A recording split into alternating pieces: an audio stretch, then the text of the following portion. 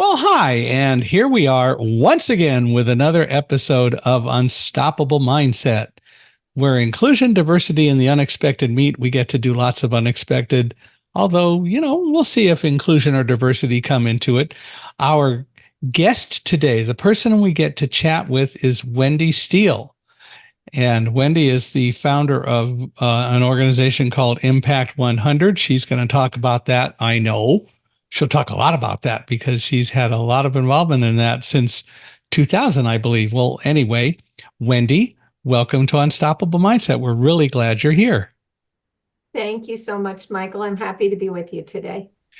Well, tell us a little bit about kind of the early Wendy. It's always fun to start with things at the beginning, so growing up and all that. I'd love to learn a little bit about you growing up. Absolutely.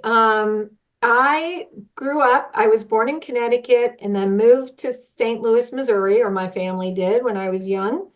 I'm the middle of three daughters, and I grew up in a family that really instilled the value of giving back, that each of us had a responsibility to leave the world a little bit better than we found it.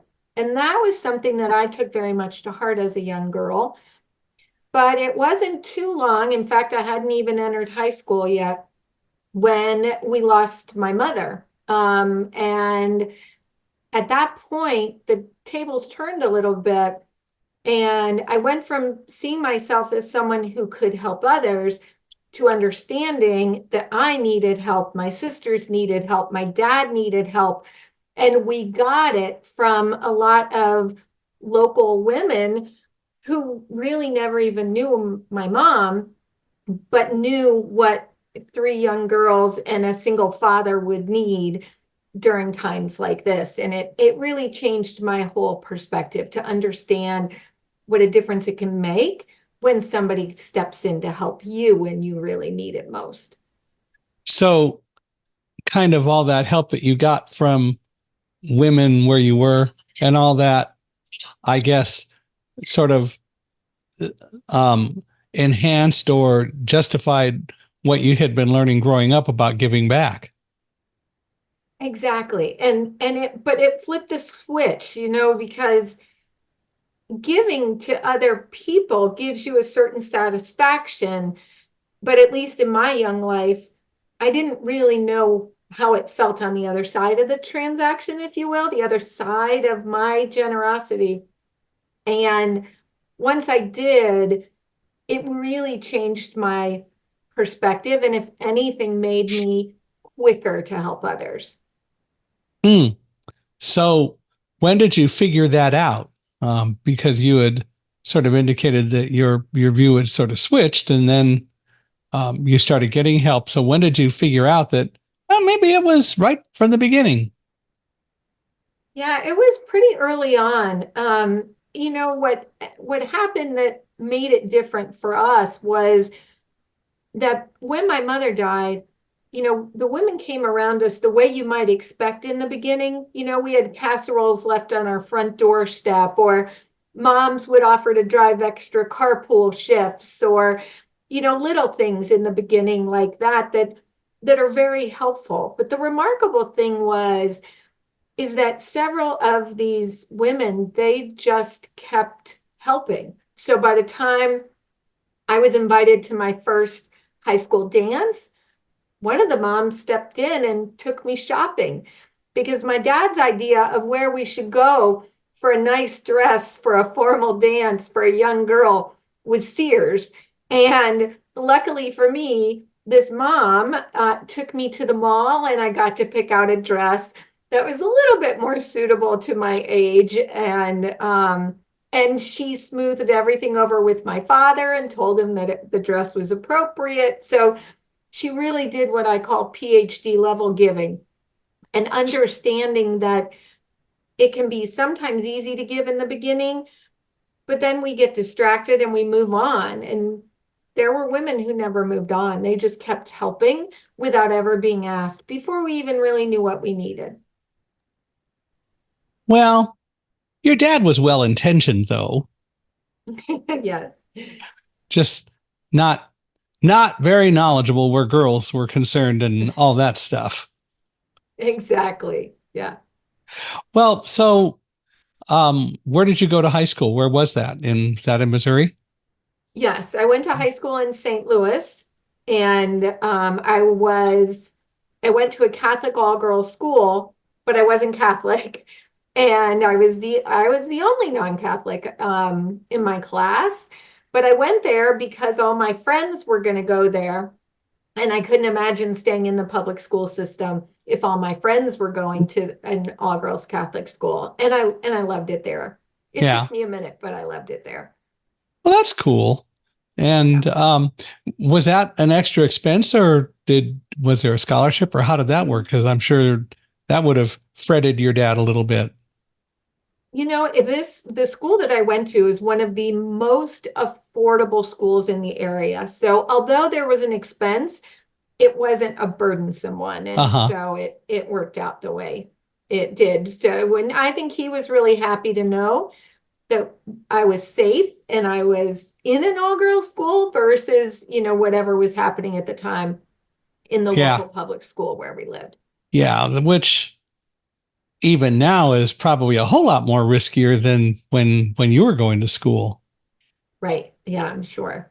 I I don't know, all the things that I hear and so on. I think it would be really hard to be a parent today, and it would even be harder to be a kid because of all the stuff with social media, all the temptations, and it's so easy to fall into so many traps.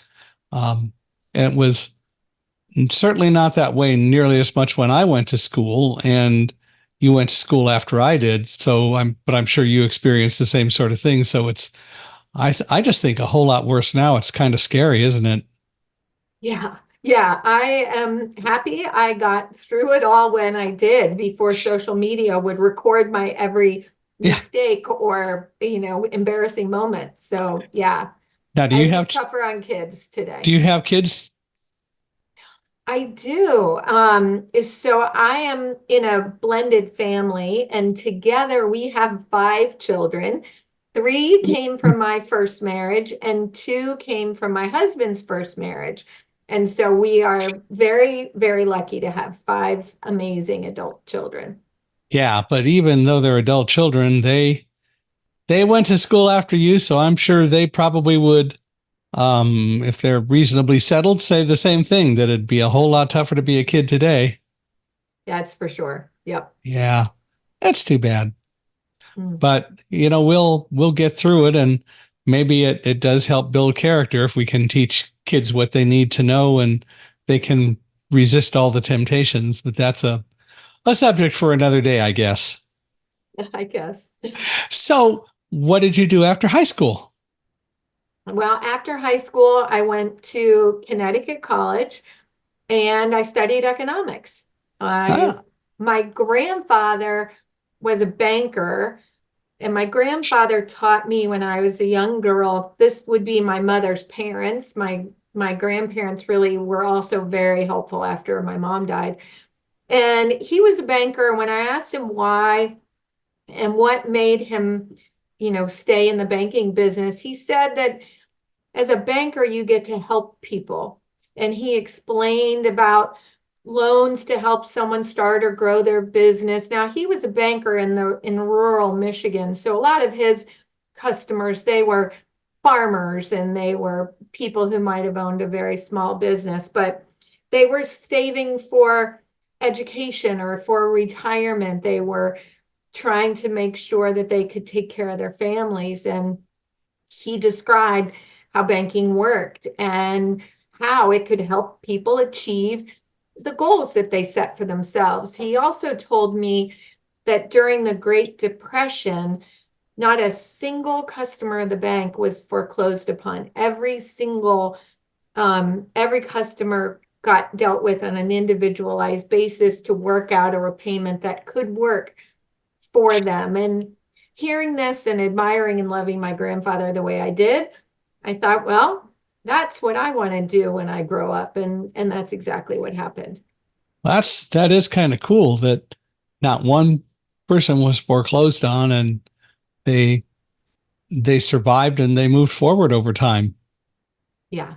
Yeah. Yeah, absolutely. And once again, the theme with your grandfather, going back to obviously he taught your mother the idea of help. And that's interesting that bankers, or at least some bankers, are in it to help as opposed to just making a huge profit for the bank. Yeah. Yep, absolutely. He was definitely one of those bankers.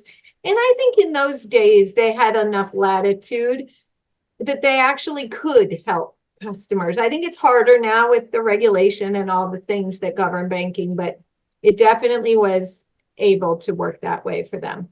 Yeah. Yeah, I was going to ask if you think it's tougher now, and I can see that there's more regulation. Unfortunately, sometimes the regulation is deserved, which also Exactly. is a challenge, but it's the way we have to deal with it. So you got a bachelor's degree in economics? I did. Yep.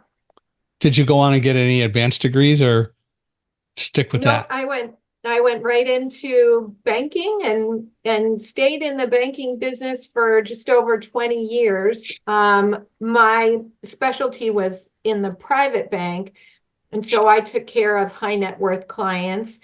And by the time I got out of banking, I had made it to senior vice president and regional manager of a Midwestern regional bank holding company. And I loved my clients, I loved my colleagues, and I really did feel like I was helping them to achieve their dreams and their goals in much the same way my grandfather did. The methods were different because of the regulation, as we've talked, but the end is still the same. How did the regulations make it different? Well, in my grandfather's time, he had a lot of autonomy. And in his case, he didn't abuse that autonomy, but regulations come in, and now there's a lot more structure and a lot more approvals. And, you want to make sure that everyone is protected. So it changed slightly in that way. But big picture, I think the heart of banking is still to help people and understanding that sometimes turning down someone for a loan is helping them more than giving them what they ask for. Because as a lender, we can do the math and decide, figure out the odds of that individual being able to repay that loan. Mm-hmm. And so when we say no, we're actually setting them up for success in the sense that we're giving them something that they'll be able to repay. Well, the thing that comes to mind immediately is the whole issue with regulation is that a handshake doesn't suffice anymore. And again, given the world, maybe that's the way it needs to be. Exactly. Yep, Yeah. I think you're right. So you went into banking, and where did you do that? Well, I started in Connecticut and I worked in Connecticut for a little while, and then I was transferred to Boston, and I was in Boston and then back to Connecticut, but eventually I ended up in Cincinnati, Ohio. Oh, that's different. Yep. How did that happen? Well, my then husband also was in banking, and he was recruited to go and work for a different bank in Cincinnati. Ah. And moving from the East Coast, where the cost of living is very high, to a place like Cincinnati, where there's a good number of high-paying jobs there because there are lots of corporate headquarters in Cincinnati, but the cost of living is very low. And so he accepted the job, and I came along as what they call the trailing spouse. And I ended up getting a job in another bank and doing work there for about a dozen years. And Cincinnati was really terrific. That's where all three of my kids were born, but that's also where my marriage fell apart and I ended up with a divorce. But it was a great place to work and play and raise a family. Yeah, divorce is no fun, but if that's what needs to happen, then that's what needs to happen. Exactly. Yeah. Well, that's cool. And you were in a nice, well, you were with Boston and Connecticut too, but a nice cold arena in Cincinnati. Yes. Good place to throw snowballs if you're in the right place. Well, we didn't get all that much snow. It was a Yeah. little bit more icy than snowy, but not bad. Not bad at all. Yeah. So it wasn't very wet snow. And so you couldn't really make good snowballs. Hmm. Yeah. Well, gee, we all have to put up with things, but that's still pretty good. So you were there for 11 years or so. And then what did you do? Well, while I was there, I I guess I should back up. When I moved to Cincinnati, I moved there not knowing anyone. And so Hmm. I did what I always did, and that was I volunteered in the community. And every bank that I've ever worked in, part of my interviewing of the bank to decide whether I would accept a job if it was offered was to understand how they felt about community service, and whether they valued it truly and allowed their employees to be out in the community. And so I've been very fortunate to always work for banks that legitimately wanted their people helping out in the community. And so I got involved in the community. I was working in the bank and I was meeting a bunch of terrific women and a lot of very worthy nonprofits. And I would invite the women I'd met along the way to come and join me, as I am rather a generalist. I don't have a pet cause that I really care about. I like to help out the nonprofits that I feel are doing the best job solving the pressing problems that they face. Women would tell me all the reasons why they couldn't join me.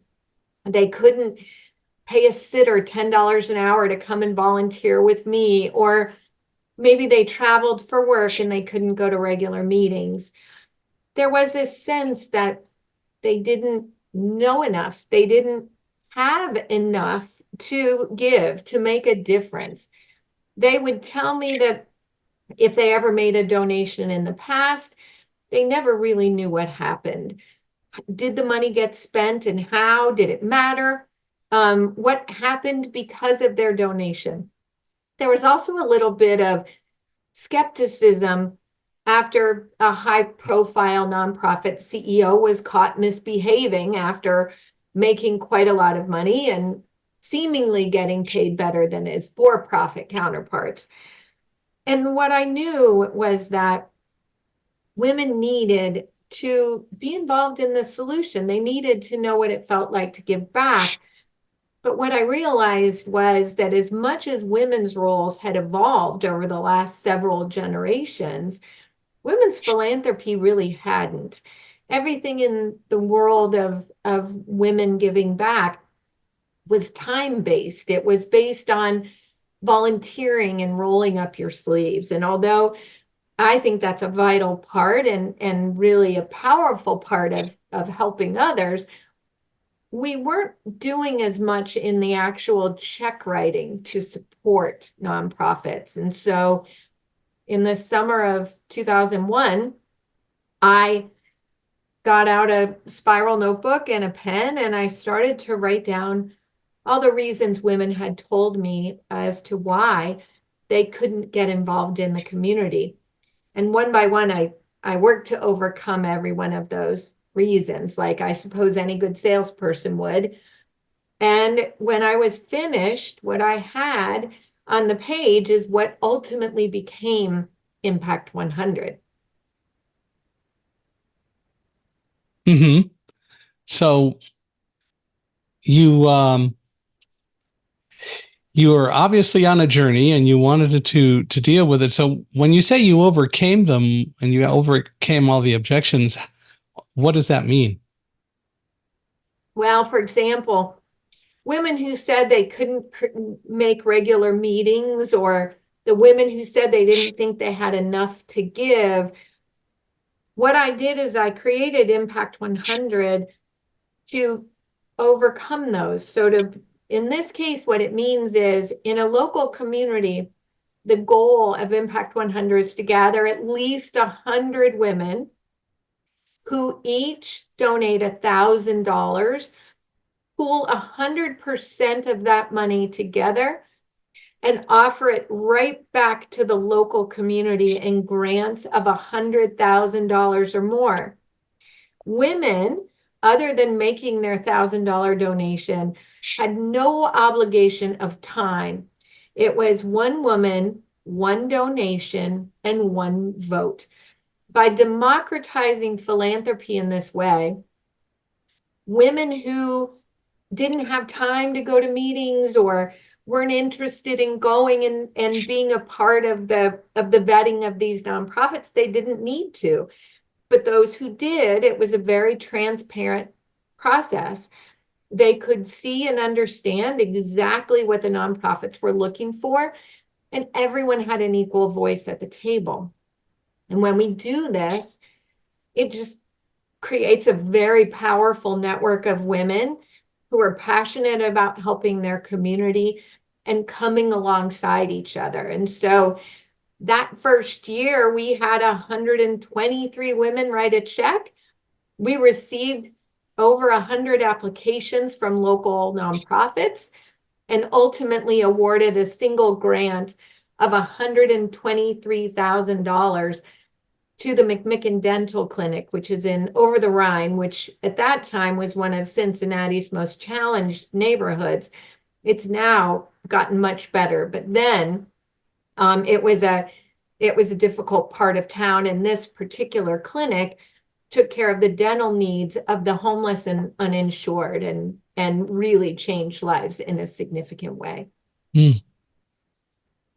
So you gave back everything that you took in. How does that help pay for the administration of the organization? It doesn't. Okay. That's the idea, is that Impact 100 locally is run by volunteers. And the reason that we give 100% of those donations is so that no one has to wonder what the overhead expenses are or how it's being spent. Now, there are expenses to running a nonprofit, even if staff isn't one of them. So we invite women to join as what we call 110% members. You know, women will often tell us that they give 110% to the causes they care about. Well, if Impact is one of them, then instead of writing a check for $1,000, we ask them to write a check for $1,100, and the extra 100 helps to cover administrative expenses. Also, we have men and we have companies and we have families and in some cases foundations who also want to be a friend of Impact 100, and they can make a donation in any amount. And it's used purely to cover the costs of things like mailings and, you know, the tactical things that you have to do your work as a nonprofit. There were local companies that offered pro bono services and products, understanding that this relatively large group and growing group of women would also be women who might need their printing services or might need flowers for a graduation or for a baby shower or whatever it might be. And so we allow in every community, the local community, to come around that chapter and sort of help it to reach its highest potential. Hmm. So you that's pretty clever. And so you you were in Cincinnati, and then you obviously went somewhere else. Yes. Yep. You just can't stay in one place, can you? I guess not. Yeah, I guess not. But I've been lucky because I really liked everywhere that I've lived. But Yeah. from there, I ended up moving to northern Michigan with my 3 kids. And I lived there for about 15 years, during which time I was still a banker for much of it. And I also was doing the work of Impact 100.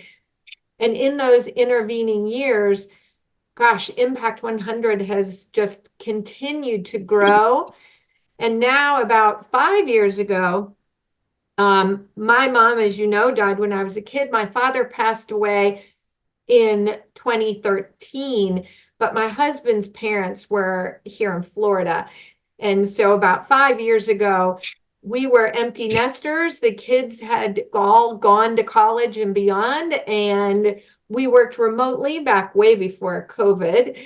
And so we decided that we would spend a little time in Florida to help his parents. And so we ultimately ended up here. His mother passed away in 2022, but his dad is still going strong, and he will be 94 in November. Mm. So he is really amazing, still as sharp as a tack and in really good health all the way around, Well, and that's a real cool. joy to be around. So that's what brought us here. That's cool. Well, and Impact 100 continues to grow. Yes. So we gave our first grant away in 2002, and that was Cincinnati for $123,000. 20 years later, by 2022, we had given away, believe it or not, more than 123 million. So we grew 1,000-fold in those 20 years. And then by the end of last year, we've given away north of $140 million. And we now have chapters in 4 countries and are growing faster today than we ever have before. That's cool. And I assume in most states in the US. It's kind of spotty around the US. The thing with our growth is 100% of it is organic. And by that, I mean someone locally raises their hand and says, hey, I want to bring impact to my community. And so as a result, we sort of have clusters. Like we have a lot in Florida, and we have a lot in New Jersey, and we have a lot in Michigan. And they're growing through word of mouth. So I know that you talked about it being women that do it. Do men get involved at all? They can. So we have 9 chapters in Australia. And in Australia, all but one are gender neutral. Men and women join together. And, part of the reason that they do it that way and that we keep it just with women in this country has to do with our history and theirs. And so in Australia, they really didn't have role models for giving that were men or women. Neither gender had really been involved in philanthropy. Whereas in the United States, the founding fathers and then those very first wealthy entrepreneurs, they took their civic duty to heart. And so we really have an American history of generosity, although largely, as I said, largely men.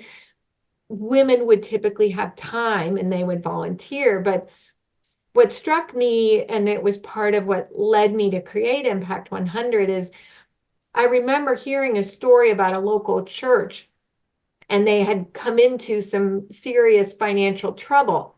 And so the lead pastor called his senior staff together, and the head of the men's guild and the head of the women's group, and explained the situation and asked everyone to go do what they could to raise money and to help this situation that was quite dire. Well, the staff went out and they collected as many receivables as they could. They cut costs. They stretched their payables. They got better terms, and they did what they could. The head of the women's group, she went out and with a group of women, my gosh, they did a rummage sale. They did a bake sale. They washed cars. They did all of this work. And at the end of this 2-week period, she happily delivered a check for $8,000 to the senior pastor. She'd never raised that kind of money so quickly. Well, then the head of the men's group, he came, but he delivered far more than that in a check. And she couldn't understand how he did it. And it turns out that he thought to himself, maybe with a spouse, gosh, We want to help the church. I can afford to write a check for X. And then he called his male friends and said, hey, Michael, can you give what I gave? And Michael would probably say yes. And then he played golf with Joe, and then he had lunch with Steve. And the next thing you know, each one of these men wrote a check. And it wasn't at all that men were keeping women from writing a check. No one told the head of the Women's Guild that she couldn't simply write a check and ask her friends to do the same. It's that culturally, it never occurred to her to do it. And as a banker, but also as somebody who understands that giving your time and your talent is very important and it's very helpful, giving your treasure is very meaningful too. And we shortchange ourselves when we only give one-dimensionally. And I believe that's true for people who can only write a check. I think you have the most fulfillment in your life when you can do all three. That's really when you connect with the nonprofits and the organizations that you're helping. And so that's kind of what drove it to be a women's organization here in this country. Is it a 501c3 corporation? It is. In fact, every local chapter, they're independent. So it's not one overarching. Every local chapter is an independent 501c3, or they might be organized with a fiscal agent, like a community foundation or something similar. So what other countries, you've mentioned Australia and you said 4 countries. So what are the other 2? So we are also in New Zealand and we're in the United Kingdom. Okay. Any opportunities coming up on the horizon for being in other countries as well? We're having conversations right now in Switzerland, in Germany, in parts of India. And so we'll see, but it's starting to happen. Right now, we've got 73 active chapters around the world, but we have almost 60 communities that are looking to launch. They're sort of figuring out whether they're going to be able to bring an Impact 100 chapter. Impact 100 is really simple and really powerful, and it's easy to understand, but it is difficult to execute well, because when you give away grants, our minimum grant size is $100,000. And when you give away grants of that size, we take our responsibility of stewarding our members' money very seriously.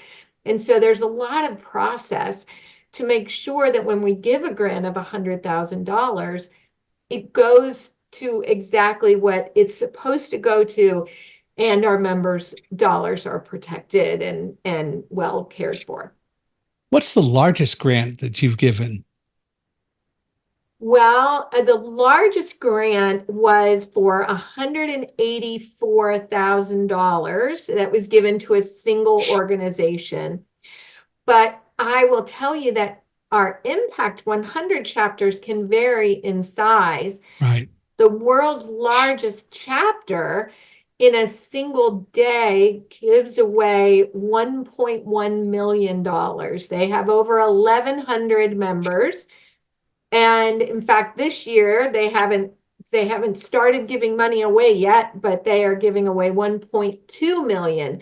And that is Pensacola, Florida. So Pensacola, Florida is the largest in terms of the biggest number of grants and biggest dollar amount.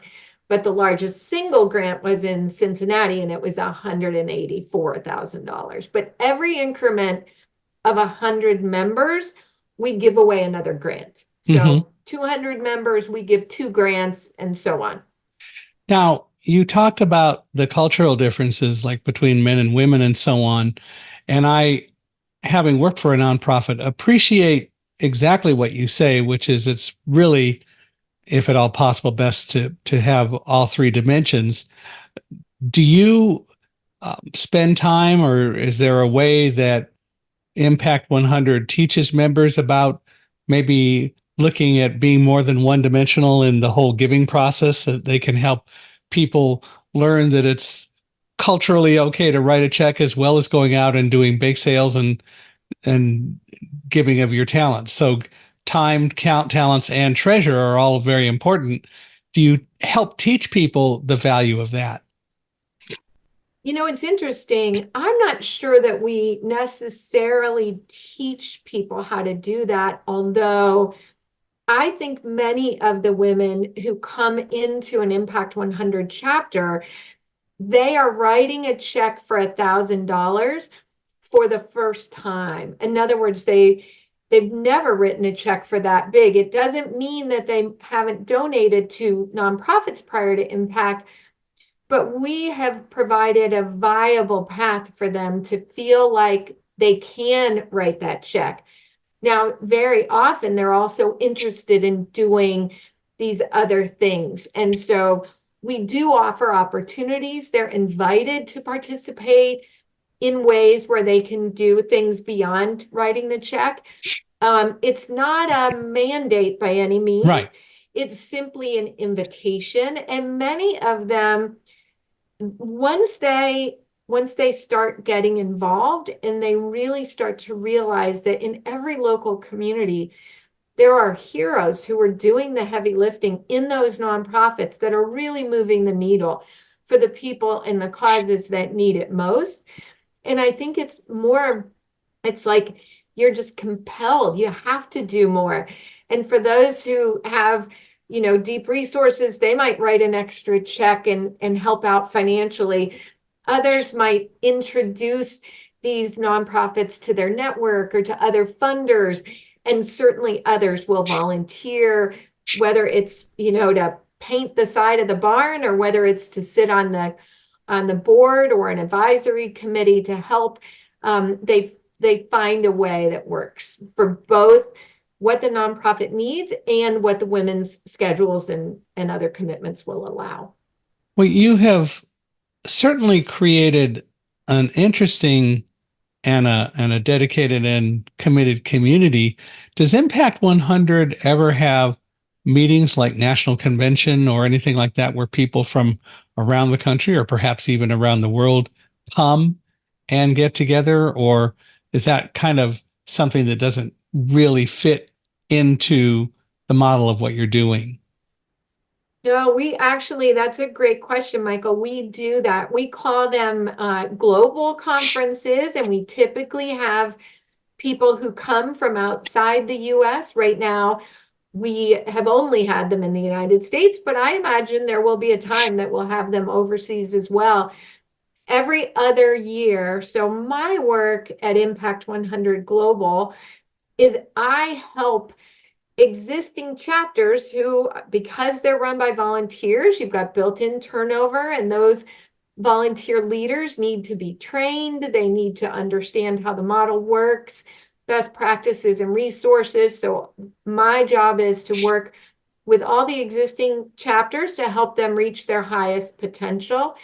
And for the potentially founding chapters to get launched in as efficient and effective way as we can. And some of the programming I offer includes a global conference every other year. So in 2023, we housed our global conference in Detroit, Michigan. And our next one is in 2025, and it will be in a panhandle of Florida. It'll be in Destin, Florida, which will be a lot of fun. How many people come? How many people came to Michigan?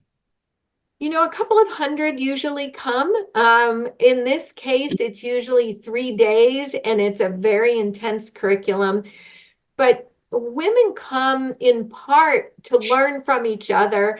And they end up meeting women from other parts of the world, other parts of the country, and friendships get forged. And it is a wonderful way for them to feel a bigger part of the community. Mm-hmm. Now, these only happen every couple of years. So every month I have a virtual, what we call a chapter chat, where chapter members can ask questions about, I'm having trouble reaching a certain membership number, how do we attract new members, or how do we retain our current members, or how do we attract more nonprofit applicants? And so I answer the questions from my perspective, being in this from the beginning, but other chapters will also weigh in and say what worked for them or maybe what didn't work, and they give advice to each other as well. And so the more we can bring people together to create community and to learn from each other, the better off it is for everyone. I understand that somewhere along the line, People Magazine learned about the work you're doing. I'd love to learn more about that and what happened when the story was published. Yeah, absolutely. Well, so as I said, when I was in Cincinnati, I was a banker and I didn't have a nonprofit pedigree. I didn't do a lot of the things that you would expect someone who would end up founding a nonprofit would have done. We tried like crazy to get the local press in Cincinnati to tell our story because we wanted all women to know about this. All women in Cincinnati were invited, and even from the beginning in 2001, the founding board was very diverse, and that's part of the secret sauce is you've got to represent your community in a way that would invite women to join. Well, that was, that was fine, but for whatever reason, we really had trouble getting the Cincinnati press to tell our story. So when we had given away that grant to the McIndental Clinic, the Cincinnati Enquirer, which is the local paper, they wrote a story, and it was in the living section, a few pages in, and it was a little small excerpt, but it had I think a picture of me with a quote about the funding and a quote from the clinic that received the grant. And, it just talked very little bit about Impact100. Well, actually, there was a writer or a reporter with People Magazine located out of Chicago, and she was pitching her editor on a story covering 6 or 8 nonprofits, grassroots movements that were happening around the country of, people trying to do good, trying to help others. So she called me on my landline. Well, at that time, I almost hung up on her. I thought it was a prank call because we'd had so much trouble getting local press. I certainly didn't think she was really from People Magazine. Ultimately, the magazine ended up writing a story only about Impact100 and me. And so she found us by the smallest little bit of media. Now, if I would have known when I was creating what I did in Cincinnati, if I'd known that it would grow like this, and had I known about the effect of that People Magazine article, I don't know. I hope I would have still done it, but it may have felt too big for me. But it turns out that from that People Magazine article, new chapters started launching. But one other thing happened. Because it was People Magazine, they always talk about the people in the story. And in this case, they gave my maiden name. They said I was divorced. They gave my whole life story. And believe it or not, a boy that when I was in high school, but during the summers, we went to Northern Michigan, a boy that I dated in the summers was somewhere at his doctor's office getting a physical. And he picked the magazine off the coffee table in front of him, started flipping through it, and came to my picture, recognized me, read the story, and reached out. And that man is Rick Steele. We got married in 2005, and so we are getting ready to celebrate 19 years of marriage, thanks in large part to People Magazine. That's cool. Really cool. Yeah. Well, it's a good thing, and it's lasting and sticking, so that's good. Very good. Absolutely. So what does your husband do?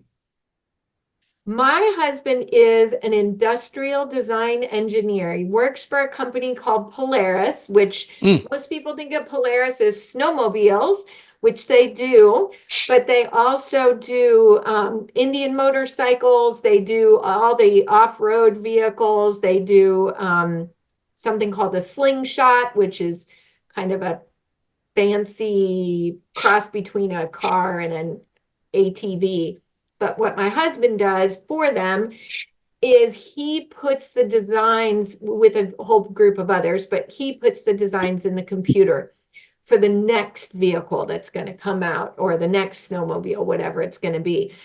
And so he absolutely loves their product line, loves his work, and is really good at it, and has been working virtually, as I said, for ages. So he can work from wherever he is, and he goes to Minnesota where they're headquartered, fairly often because he really likes the people he works with.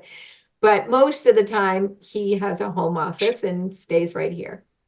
And you finally are attached to and or working with someone who's not in the banking world. Yes, exactly. Mhm. Gone a different direction. Well, that's still cool.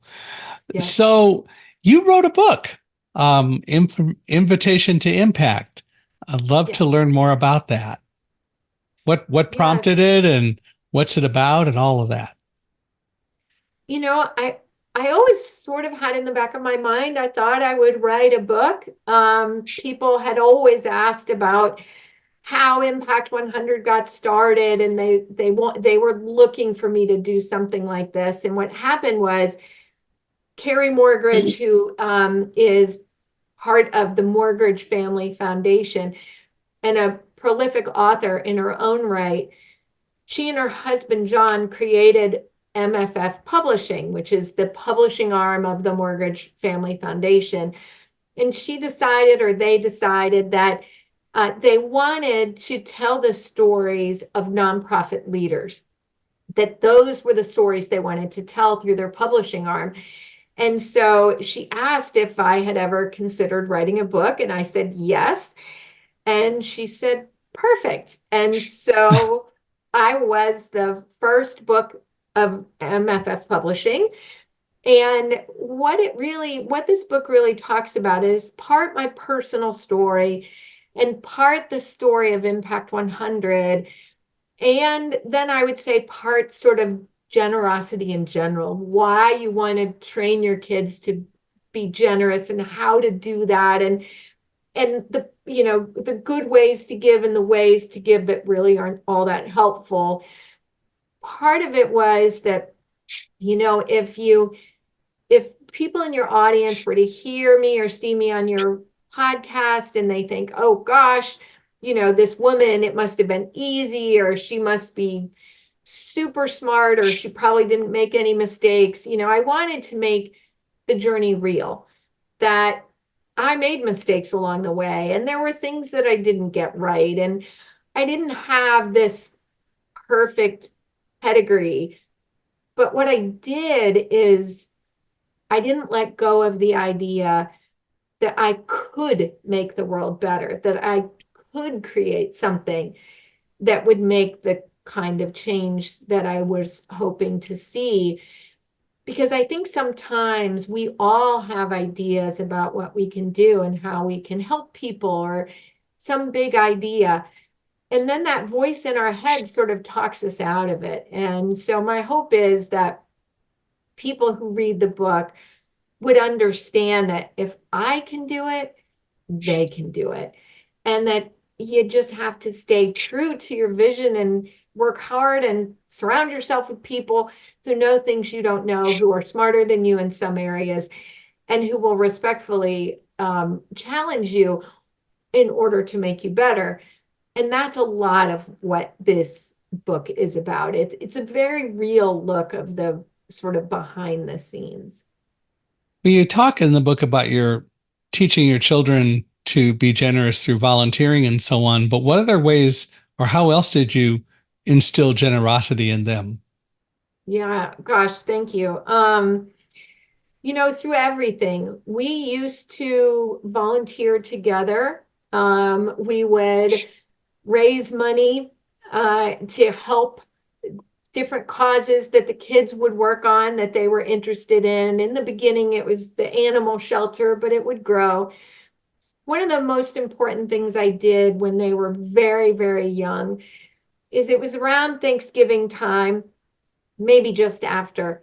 And, Christmas was coming up.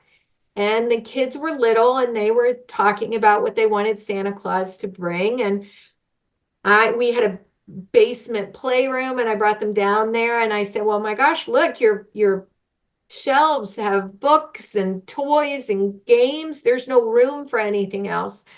And I explained that there were kids who didn't have what they had.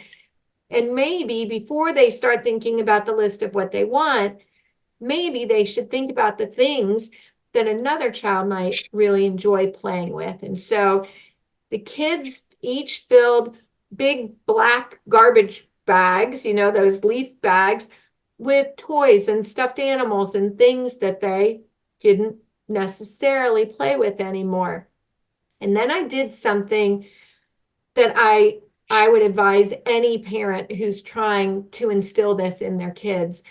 I called the organization that we were going to drop off these things at, and I explained the kids' ages. They were all little, and that I just wanted someone there who would engage the kids when we brought in this bag of toys, that would thank them and connect their gift to what was going to happen. And that nonprofit leader did an amazing job. So we showed up at the appointed hour, and instead of, just sort of dropping it, we brought it in. And this executive director, who was a man, he spent so much time with my kids asking them about each item. And do I think a little boy or a little girl would like it? And it really made a huge impression on them. Mm-hmm. Now, if you do that once, that's all it takes. Now, next year, we did the same thing, but I reminded them of the experience. In other words, you don't have to make a big moment out of everything, but make the moments when you can so that it sticks in their heart. I also had given them a piggy bank that was plastic. It was designed to have a compartment for spending, a compartment for saving, and a compartment for giving. And their allowance would be divided in thirds. And every week we would put money in all three, and the kids would talk about what they were saving for, something big, what they wanted to spend that they could spend that week, and then where they might do the giving. And when you can take money, equate it to chores that they did to earn their allowance, then relate it to their piggy bank in a tangible way, it teaches them budgeting. It teaches them understanding that saving, spending, and giving are all equal, that we need to budget for all three of those things. And what can happen if we don't budget for any one of those is that, it's not nearly as fulfilling. And so there were lots of experiences like that I worked with the kids on that have stayed with them ever since. Well, what's next for Impact 100? Oh my goodness. Well, right now we are growing at a faster pace. What's next is my work at Global. You're talking to the entire staff of Global. And so I work longer hours and more than I should. And so what's next is building sustainability, I'm working very hard to bring in funding so that we can have a staff of people. And if, as they say, I am hit by the proverbial bus, there will be my institutional knowledge will be in the hearts and minds of others. It'll be codified in a systematic way that will make it easier for Impact 100 to thrive well beyond my lifetime. So that's the most important thing I'm working toward right now. And that's always a good thing to work toward. It's a great goal. Sustainability and keeping true to the model is very important by any standard. Yes, that's the So, goal. so what would your message be to anyone who is considering driving real change or who want to drive real change, and especially who are concerned and apprehensive about getting involved in doing things?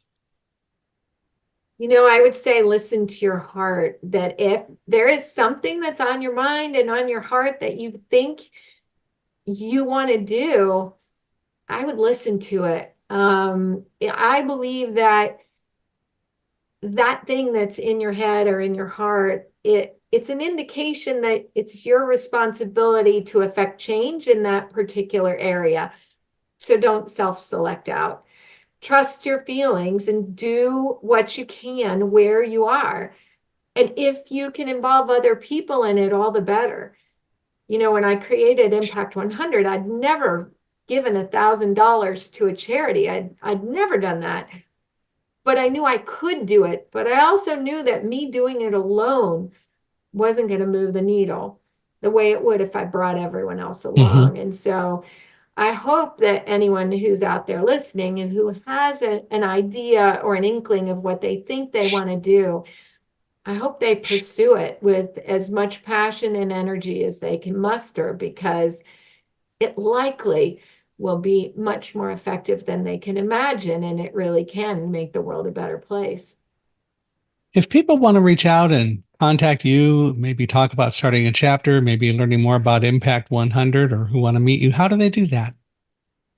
Gosh, they can reach me at Wendy at impact100global.org, or I have a website called wendyhsteele.com, and so they can find me there. I'm very easy to find.